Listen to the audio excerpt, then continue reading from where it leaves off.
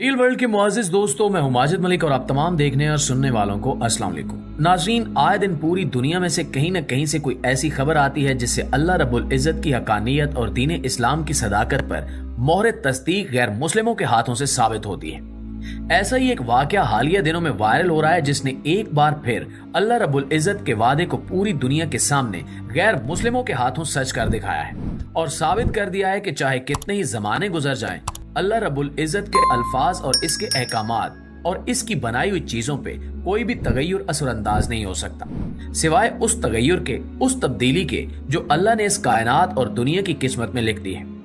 ये खबर क्या है और इसकी तफसील क्या है, इसे जानने के लिए हमें गहराई में जाना होगा और इसके पसे पर्दा वो अवामिल भी देखने होंगे। नाज़रीन, अल्लाह रब्बुल इज़्ज़त ने सूरह अल हजर में इरशाद फरमाया कि ये कुरान मैंने नाजिल किया और मैं ही इसका निगहबान हूं। आप सब इस आयत के बारे में जानते होंगे। ये आयत कई बार चैलेंज की जाती रही है और जाहिर सी बात है कि ये चैलेंज हमेशा गैर मुस्लिम अफराद और अकवाम की तरफ से ही आया है। ऐसा ही एक चैलेंज जो बजाते खुद एक चैलेंज तो नहीं था, मगर इस चैलेंज ने अल्लाह रब्बुल इज़्ज़त के इस दावे को एक बार फिर सच्चा साबित कर दिया। हम पहले ये जानते हैं कि आखिर कुरान करीम के लंबे अरसे तक बगैर तब्दील हुए हरफ बहरफ हू बहू महफूज रहने के पीछे कौन सी हिकमत अमली काम कर रही है। प्यारे साथियों, हमारे आखिरी नबी मोहम्मद मुस्तफा सल्लल्लाहु अलैहि वसल्लम को जिस कौम के दरमियान मबूस किया गया वो अल्लाह रब्बुल इज़्ज़त की चुनी हुई कौम थी। हम अरब कौम के बारे में बात कर रहे हैं। अरब कौम बेशक उजड़, वैशी और जाहिल थे, मगर इनकी कुछ खसूसियात ऐसी थी जो इन्हें दुनिया की बाकी तमाम अकवाम से मुमताज करती हैं। इन्हीं तमाम खसूसियात में से एक बड़ी खसूसियत हाफजे की थी। अरब में जिस जमाने में इस्लाम का ज़हूर हुआ उस वक्त वहां पे लिखने पढ़ने का रवाज न होने के बराबर था। यहाँ तक कि जब नबी अकरम सल्लल्लाहु अलैहि वसल्लम ने मक्का में इस्लाम की दावत देना शुरू की तो पूरे मक्का में सिर्फ 17 अफराद ऐसे थे जो लिख और पढ़ सकते थे। असल में इसकी वजह यह भी थी कि अरब कौम को अपने हाफजे पर बहुत नाज था और वो लिखने पढ़ने को गैर जरूरी काम ख्याल करते थे। अरबों का हाफजा किस कदर कवी और मजबूत था, इसका अंदाजा इस हवाले से लगाया जा सकता है। मक्का मुकरमा में ज़हूर इस्लाम से पहले हर साल हज के बाद उकाज नामी जगह पे एक मेला मुनक्किद हुआ करता था जिसमें पूरे अरब से बढ़ चढ़ कर शौरा हिस्सा लेते थे और हर एक शायर को लाखों अशार ज़बानी याद होते थे। इनके हाफजे का ये आलम था कि अरसे बाद भी इन अशार में जेर या जबर की गलती भी नहीं होती थी।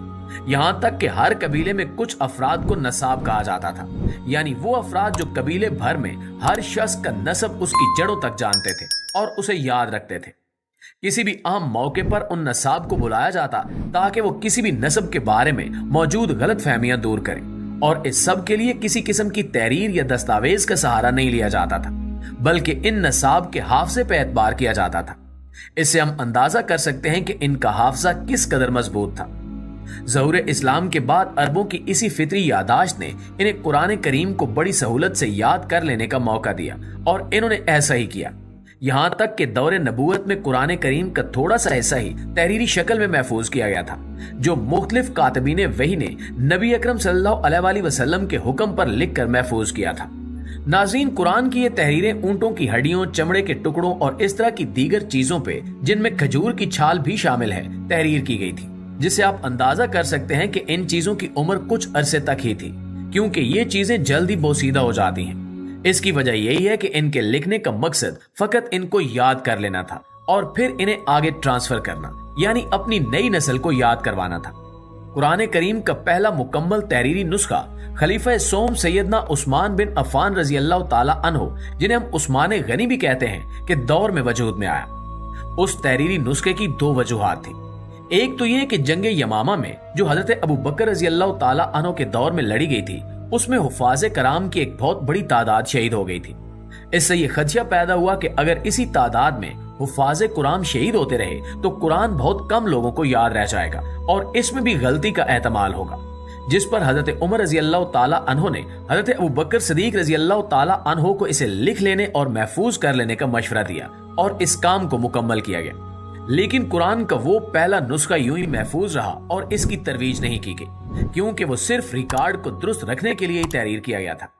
इसके बाद उस नुस्खे की तरवीज और इशात का अमल हजरत उस्मान रजी अल्लाह ताला अन्हो के दौर में हुआ, जब इस्लामी सल्तनत की हदूद बहुत फैल गई और ये खदशा जाहिर किया गया कि गैर अरबी अकवाम कुरान करीम को पढ़ते हुए गलती से इसमें रद्द बदल ना कर दें।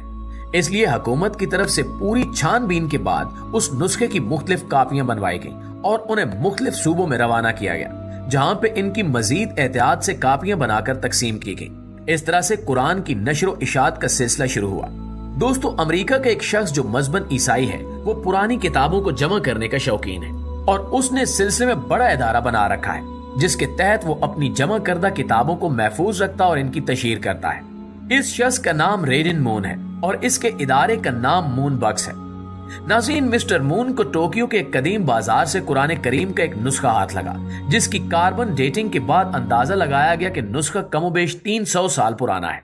उसने ये जानने के लिए कि नुस्खा किसी भी तरह से दीगर नुस्खों से मुख्तलिफ तो नहीं जो इससे पहले और इसके बाद दरियाफ्त हुए हैं, तकाबली जायजा लिया। इस जायजे के दौरान ये बात सामने आई कि 300 साल पुराने कुरान करीम के नुस्खे से ज्यादा पुराने पाए जाने वाले नुस्खों में और उसके बाद शाया होने वाले नुस्खों में कोई फर्क नहीं है। यहाँ तक कि मौजूदा दौर में भी जो कुरान करीम के नुस्खे शाया और नशर किए जा रहे हैं, इनमें और उस पुराने नुस्खे में बाल बराबर फर्क भी नहीं है। इसकी यही 3 बड़ी वजूहात हैं, जिसमें सबसे बड़ी वजह यह है कि कुरान करीम की हिफाजत का जिम्मा अल्लाह रब्बुल इज्जत ने खुद ले रखा है।